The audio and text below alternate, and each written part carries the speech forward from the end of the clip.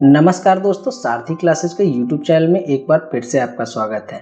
दोस्तों, आज के वीडियो का हमारा टॉपिक है historical background of Indian polity.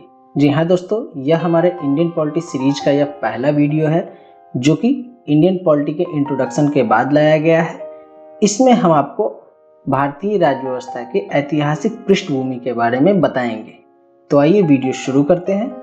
भारतीय राज्य व्यवस्था की ऐतिहासिक पृष्ठभूमि यानी historical background of Indian polity को हम लोगों ने दो भागों में बांटकर अध्ययन करने की कोशिश की है। तो पहला भाग है ईस्ट इंडिया कंपनी का शासन, जो कि 1773 ईस्वी से लेकर के 1858 ईस्वी तक था, और दूसरा भाग है ब्रिटिश ताज का शासन, जो कि 1858 ईस्वी से लेकर के 1947 ईस्वी तक था। ईस्ट इंडिया कंपनी का शासन के अंतर्गत जो टॉपिक्स को हम लोग कवर करेंगे उसमें सबसे पहले है 1773 का रेगुलेटिंग एक्ट, 1784 का पिट्स इंडिया एक्ट, 1833 का चार्टर एक्ट और 1853 का चार्टर एक्ट। इसके बाद बारी आती है ब्रिटिश ताज के शासन की। तो इसके अंतर्गत जो टॉपिक्स हम लोग कवर करेंगे उसमें सबसे पहले आता है 1858 का भारत सरकार अधिनियम, 1861 का भारत परिषद अधिनियम, 1892 का भारत परिषद अधिनियम, 1909 का मार्ले मिंटो सुधार, 1919 का मॉन्टेग्यू चेम्सफोर्ड सुधार, साइमन आयोग 1927, सांप्रदायिक अवार्ड 1932, भारत शासन अधिनियम 1935 और अंत में भारतीय स्वतंत्रता अधिनियम 1947। अब हम सभी एक्ट को एक एक कर देखेंगे और इसके महत्वपूर्ण प्रावधानों को समझने की कोशिश करेंगे। तो आइए शुरू करते हैं। तो सबसे पहले बारी आती है 1773 के रेगुलेटिंग एक्ट की। तो भारत में ईस्ट इंडिया कंपनी के कार्यों को नियमित और नियंत्रित करने की दिशा में ब्रिटिश सरकार द्वारा उठाया गया यह पहला कदम था। इसके तहत बंगाल के गवर्नर पद को बंगाल का गवर्नर जनरल नाम दे दिया गया। इसके द्वारा मद्रास एवं बंबई के गवर्नर को बंगाल के गवर्नर जनरल के अधीन कर दिया गया। इसके तहत कलकत्ता में 1774 ईस्वी में एक उच्चतम न्यायालय की स्थापना की गई। इसके तहत कंपनी के कर्मचारियों को निजी व्यापार करने तथा भारतीय लोगों से उपहार व रिश्वत लेना प्रतिबंधित कर दिया गया। अब बारी आती है 1784 के पिट्स इंडिया एक्ट की। तो यह एक्ट 1773 के रेगुलेटिंग एक्ट की कमियों को दूर करने के लिए लाया गया था, इसीलिए इसे एक्ट ऑफ सेटलमेंट भी कहा जाता है। इसने कंपनी के राजनीतिक एवं वाणिज्यिक कार्यों को अलग अलग कर दिया। व्यापारिक मामलों के प्रबंधन की अनुमति बोर्ड ऑफ डायरेक्टर को तथा राजनीतिक मामलों के प्रबंधन के लिए नियंत्रण बोर्ड का गठन किया गया। भारत में कंपनी के अधीन क्षेत्र को पहली बार ब्रिटिश अधिपत्य क्षेत्र माना गया। ब्रिटिश सरकार को भारत में कंपनी के कार्यों और इसके प्रशासन पर पूर्ण नियंत्रण प्रदान किया गया। तो अब बारी आती है 1833 के चार्टर एक्ट की। तो इसके तहत बंगाल के गवर्नर जनरल को भारत का गवर्नर जनरल बना दिया गया। इसके अंतर्गत पहले बनाए गए कानून को नियामक कानून कहा गया, जबकि नए कानूनों को एक्ट कहा गया। ईस्ट इंडिया कंपनी के व्यापारिक गतिविधियों को बंद कर दिया गया तथा इसे विशुद्ध रूप से प्रशासनिक निकाय बना दिया गया। अब बारी आती है 1853 के चार्टर एक्ट की। इसके तहत गवर्नर जनरल के परिषद के विधायी एवं प्रशासनिक कार्यों को अलग अलग कर दिया गया।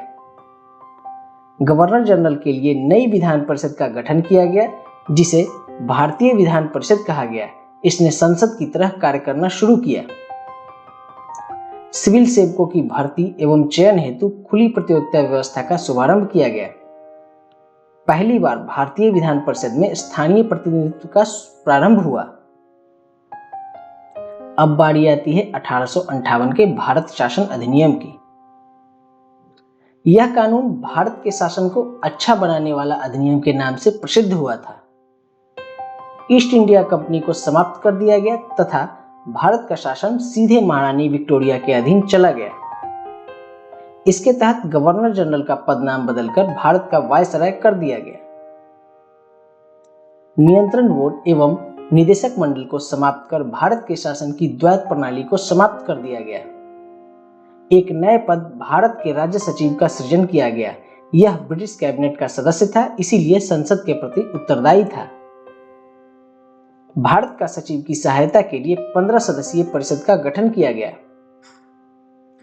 अब बारी आती है 1861 के भारत परिषद अधिनियम की। तो इसके तहत कानून बनाने की प्रक्रिया में भारतीय प्रतिनिधियों को शामिल करना शुरू किया गया। मद्रास एवं बंबई प्रेसिडेंसियों को विधायी शक्तियां पुनः देकर विकेंद्रीकरण की प्रक्रिया की पुनः शुरुआत की गई। वायसराय को अध्यादेश जारी करने की शक्ति प्रदान की गई। अब बारी आती है 1892 के भारत परिषद अधिनियम की। तो इसके तहत केंद्रीय एवं प्रांतीय विधान परिषद में गैर सरकारी सदस्यों की संख्या बढ़ाई गई। पहली बार बजट पर बहस प्रारंभ हुआ। अब बारी आती है 1909 के मार्ले मिंटो सुधार की। तो इसके तहत विधान परिषदों का आकार काफी बढ़ाया गया। प्रांतीय परिषदों में गैर सरकारी सदस्यों के बहुमत की अनुमति प्रदान की गई। पृथक निर्वाचन के आधार पर मुस्लिमों के लिए सांप्रदायिक प्रतिनिधित्व प्रदान किया गया, जिसके तहत मुस्लिम सदस्यों का चुनाव मुस्लिम मतदाता ही कर सकते थे। इसके बाद बारी आती है मॉन्टेग्यू चेम्सफोर्ड सुधार की। तो इसे अगस्त घोषणा भी कहा जाता है। इसके तहत केंद्रीय एवं प्रांतीय विषयों की सूची की पहचान कर उसे पृथक किया गया ताकि राज्यों पर केंद्रीय नियंत्रण कम हो सके। शासन की द्वैध व्यवस्था प्रारंभ की गई, जिसके तहत प्रांतों में विषयों को पुनः दो भागों में बांटा गया, हस्तांतरित विषय एवं आरक्षित विषय। द्विसदनीय व्यवस्था की पुनः शुरुआत की गई। सांप्रदायिक आधार पर सिख, भारतीय ईसाई, आंग्ल भारतीय एवं यूरोपीय लोगों के लिए पृथक निर्वाचन की व्यवस्था की गई। सीमित संख्या में लोगों को मताधिकार प्रदान किया गया। इसी के तहत लोक सेवा आयोग का गठन भी किया गया। केंद्रीय बजट को राज्य बजट से इसी के तहत अलग किया गया था। अब बारी आती है साइमन आयोग 1927 की। ब्रिटिश सरकार द्वारा 1927 ईस्वी में नए संविधान में भारत की स्थिति का पता लगाने के लिए सर जॉन साइमन के नेतृत्व में 7 सदस्यीय वैधानिक आयोग का गठन किया गया। आयोग के सभी सदस्य ब्रिटिश होने के कारण भारत के सभी दलों ने इसका बहिष्कार किया। आयोग ने 1930 में अपनी रिपोर्ट पेश की, जिसमें द्वैध शासन प्रणाली, राज्यों में सरकारों का विस्तार, ब्रिटिश भारत संघ की स्थापना एवं सांप्रदायिक निर्वाचन व्यवस्था को जारी रखने की सिफारिश की। अब बारी आती है सांप्रदायिक अवार्ड 1932 की। ब्रिटिश प्रधानमंत्री रैमजे मैकडोनाल्ड द्वारा अगस्त 1932 में सांप्रदायिक अवार्ड की घोषणा की गई, जिसके तहत सांप्रदायिक निर्वाचन व्यवस्था का विस्तार दलितों के लिए भी कर दिया गया। इसी से आहत होकर गांधी जी ने पूना के यरवदा जेल में भूख हड़ताल आरंभ कर दी थी। भारत शासन अधिनियम 1935 यह भारत में पूर्ण उत्तरदायी सरकार के गठन में मील का पत्थर साबित हुआ। इसमें 321 धाराएं एवं 10 अनुसूचियां थी। अखिल भारतीय संघ की स्थापना की गई तथा संघीय सूची, राज्य सूची एवं समवर्ती सूची के आधार पर शक्तियों का बंटवारा किया गया। प्रांतों में द्वैध शासन समाप्त कर प्रांतीय स्वायत्तता का शुभारंभ हुआ। केंद्र में द्वैध शासन प्रणाली प्रारंभ किया गया। 11 में से 6 राज्यों में द्विसदनीय व्यवस्था की शुरुआत की गई। सांप्रदायिक प्रतिनिधित्व व्यवस्था का विस्तार किया गया। भारत परिषद को समाप्त कर दिया गया। मताधिकार का विस्तार किया गया। भारतीय रिजर्व बैंक की स्थापना की गई। संघीय लोक सेवा आयोग के साथ साथ राज्य लोक सेवा आयोग एवं संयुक्त लोक सेवा आयोग की स्थापना की गई और इसी के तहत संघीय न्यायालय की स्थापना की गई। तो अब बारी है भारतीय स्वतंत्रता अधिनियम 1947 की। ब्रिटिश राज समाप्त कर 15 अगस्त 1947 को भारत को स्वतंत्र एवं संप्रभु राष्ट्र घोषित किया गया। भारत का विभाजन कर 2 संप्रभु राष्ट्र भारत एवं पाकिस्तान का सृजन किया गया तथा इन्हें ब्रिटिश राष्ट्रमंडल से अलग होने की स्वतंत्रता दी गई। वायसराय का पद समाप्त कर दोनों राष्ट्रों के लिए गवर्नर जनरल का पद सृजन किया गया। दोनों राष्ट्रों को अपना संविधान बनाने की शक्ति प्रदान की गई। ब्रिटिश कानूनों को भी समाप्त करने का अधिकार दिया गया। भारत का सचिव पद समाप्त कर दिया गया। भारतीय रियासतों पर ब्रिटिश संप्रभुता समाप्त कर दी गई।